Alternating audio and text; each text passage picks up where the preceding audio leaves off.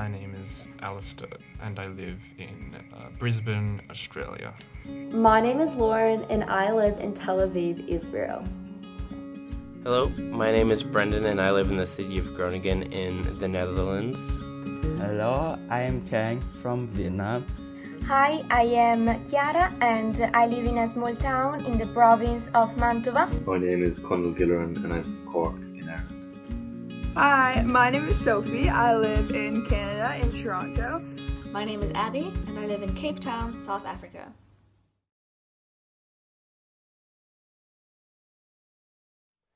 Current cases here are pretty bad. So over the last 2 weeks, we've been getting about 6,000 cases a day, which is quite a lot in a country of only 17 million people. The COVID infections right now are rising once again. Right now, there's around 2,000 to 2,500 a day. This is in Ontario, not in Canada. In Queensland especially, we haven't had a new case in a while. We had one a couple of weeks ago, but Victoria and New South Wales had a couple of spikes, but other than that, it's pretty much back to normal now. Cases in Israel right now are a lot better than they were before. Just like everywhere else, the cases were pretty bad at the beginning, but now things are starting to open back up. About the cases in Vietnam, there has been 2,500 cases so far, and more than 2,000 of them were cured. Now, we recently had 47 new cases. Luckily, none of them were in Ho Chi Minh City, so it doesn't really affect my life. So far, in the whole country, the number of cases is 1,544,466, which has risen by about 1,000 every day for the last few days. And the total number of deaths is 52,648. So today, on March 25th, we had 606 cases, and it's been around 500 cases a day for the past few weeks. It's stayed around the 500 mark. After Christmas, we had a huge surge in cases, and we got up to 8,000 cases in one day. That was our peak. But since then, it's steadily gone down. So the cases here are pretty high again.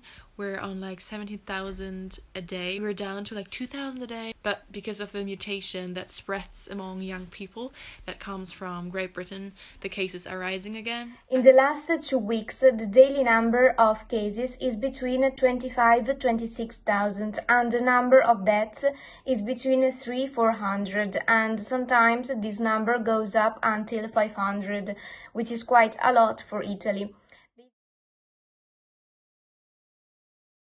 Currently, the restrictions are that we can have 50 people in a gathering outside and 20 people in a gathering inside. You can go into restaurants and bars and clubs if you have a green pass, which means you either have your certification that you got both vaccines or that you have verification that you got and recovered corona successfully. Current restrictions are pretty stringent, so we have a curfew from 9 p.m. until 4:30 a.m. And I'm allowed to go to school twice per week, but bars are closed, restaurants are closed. So in Ireland now, we're in level 5 lockdown, so we can't travel more than 5 kilometres from our home, except for essential purposes, and that usually means work or school. You're not allowed to visit any other households, and you're not allowed to meet up with anybody from another household when you're outside.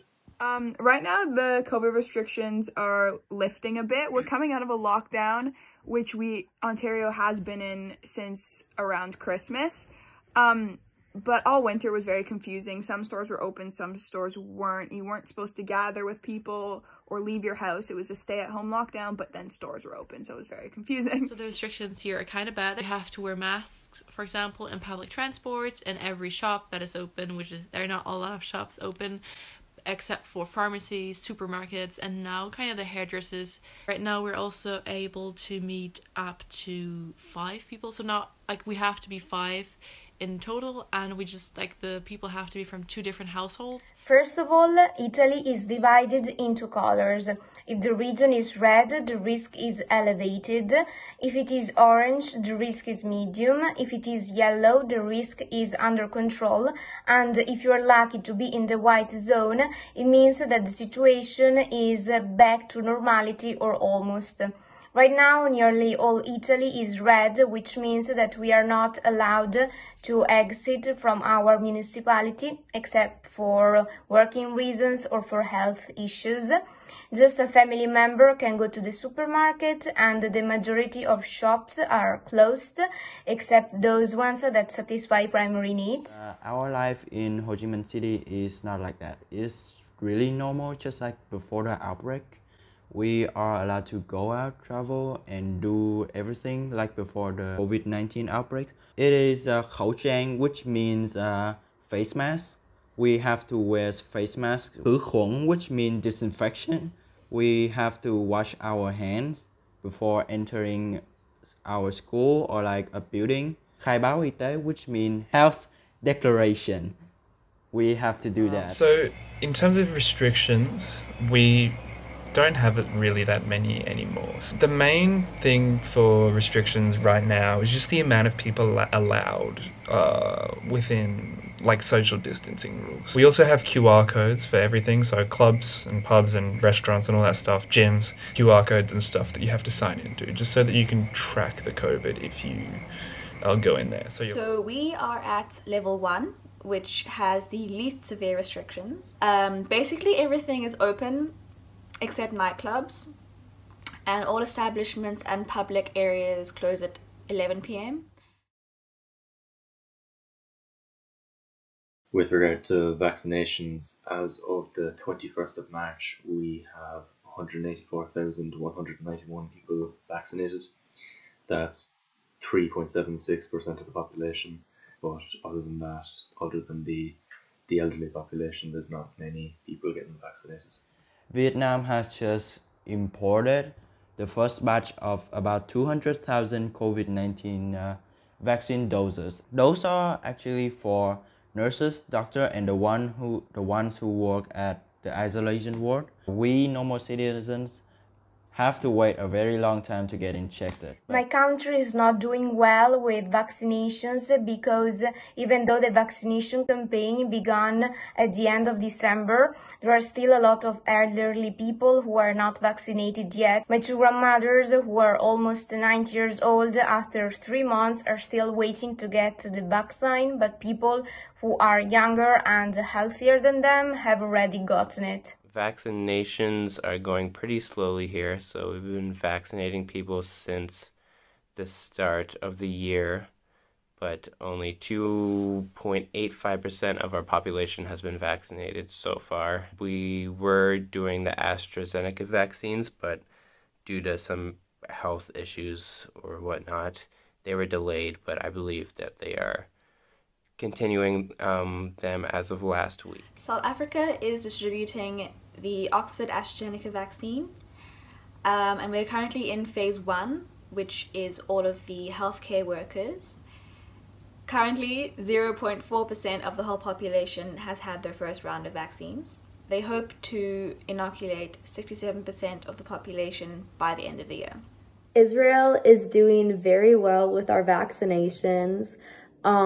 Approximately 80% of people over 40 have already gotten their vaccinations. Some places you don't even need an appointment to go get them. You just show up, they give you your shot, and then you go back 3 weeks later exactly if you get Pfizer, or 4 weeks later exactly if you get Moderna. Australia is considered like a low risk, I think, because of its population density. So we actually get the vaccine a bit later, and we haven't got many infections, so we actually get the vaccine a little bit later. Like the rate is pretty bad. It's pretty low.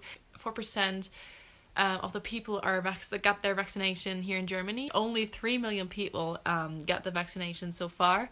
Here in Hanover, the system is really bad because like the station where they have to go to is like far away. It's just, I don't think it's nicely planned out, but we all hope it gets better. And personally, I don't think Canada is doing well with their vaccines at all. The first problem was that we didn't have any in this country, and now that they are starting to get some, I don't think they're distributing them very well. Not all the essential workers have them yet. My grandparents, my friends' grandparents are just beginning to get their first dose, and the second dose is held until like July. And so they say most of the country is going to be vaccinated by summer. Really, it's semi back to normal. Everything went online. Some things have changed, like classes. They offer online classes, and if you don't make the in-person classes, then unfortunately you have to go straight to the online. I mean, other than that, my daily life is pretty much the same. Daily life for me, I am a second-year university student, living the dream, studying online. Luckily, we are allowed to go out and see friends and, you know, go to the beach, go to wine tasting, go to parties, because those are allowed to happen. Daily life for me is pretty alright. I'm allowed to have a lot of social interaction because I live in student accommodation. As I said earlier, I'm allowed to go to school twice per week, which is nice. But then again, half of my classes are online. I go to school every other day in person, and when I do go to school, it's just for the morning, and I have 2 classes. I don't stay for lunch or anything. Other than that, I am home most of the time. I see some friends outside, distancing, but other than that, just school and home. My daily life is not too exciting, but I'm quite happy because I have siblings, I have some friends, I'm not too isolated. And I wake up normally during the weekdays and I go to school. Some free time, so I try to work out sometimes because obviously all the gyms are closed. I just meet one person sometimes, and then we do like the most exciting things during Corona, which is taking a walk together. So the life for me would be to attend my lectures throughout the day, do all my schoolwork. That would usually keep me busy, and that's what I've been doing for the past year, thereabouts. Yeah, lockdown has been great fun here. My daily life is very basic. I eat, I take online classes, I try to work out a little because I think that this sedentary lifestyle is not good for our health. And then I sleep, and the next day I repeat this circle that seems endless. Daily life for me is pretty normal right now. I have classes in the morning, and then I go to internship, and then I go to classes in the afternoon. And I usually get dinner with friends at night. We either go to restaurants or we can order in. And bars and clubs are open, and you also have to show your green pass to get into those too. So life is getting pretty back to normal, and it's really nice. About my life in Vietnam, I would say that it's nothing special. It's normal. I have to go to school daily. I have to wear face masks, of course, wash my hands, and follow the 5K rules. That since vaccines are rolling out around the world, if we all just stay smart and stay COVID conscious, we'll get through it quick enough, hopefully. That we're all in this together and try to see the kind of good things or the things that make you happy. To have this life, I would like to say thank you to the Vietnamese government and the Ministry of Health for providing the Vietnamese people a very good life, even though there is a deadly virus out there. Well, stick in there, guys. We got a little bit left to go, and it's going to be that much better on the other side, so just hold down a little longer and we'll all be all right. I am certain that this situation will be over soon, and I cannot wait to do again those things that I used to take for granted, because now I know for sure that they weren't.